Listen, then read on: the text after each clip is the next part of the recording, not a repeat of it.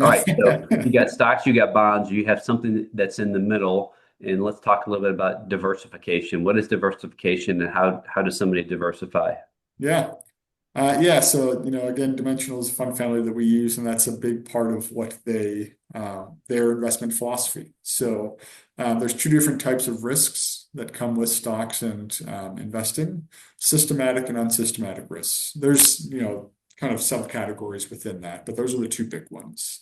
Systematic risk is the entire market, right? The system of the stock market.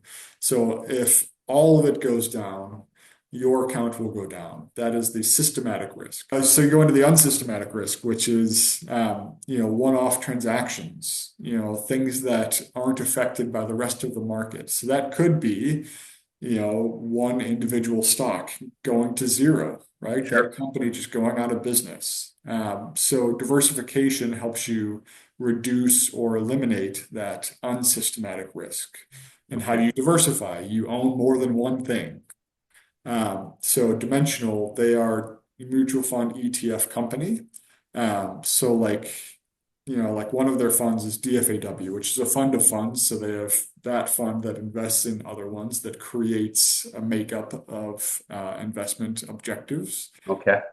But it owns 13,000 roughly different stocks in that one fund. Wow. So similar to your debit versus credit, rather than seeing 13,000 different stocks that you own, Yeah. let alone having the money to buy each of those stocks individually, you can then have that DFAW do that for you. So they're managing it and then, reducing that risk that you have because Yeah. typically, unless the entire stock market goes to zero, that account, right? It may be, there's still going to be volatility, of course, but yeah, I mean, Okay. that's a big point in investing like that.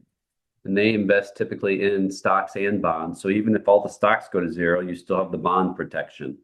Yeah, that one specifically is all stock, but yeah, I Is mean, it? there's Okay. definitely combinations of it. And that's, again, each of, you know, their funds specifically, I could talk about Dimensional all day, but their funds specifically have, objectives tied to, and really every ETF or mutual fund has to have an objective tied to it. So that could just be current income or capital appreciation. So Okay. Gotcha. if you're having somebody else manage it and you're not doing it yourself, you could typically very easily find out what they'll offer for you. Sure.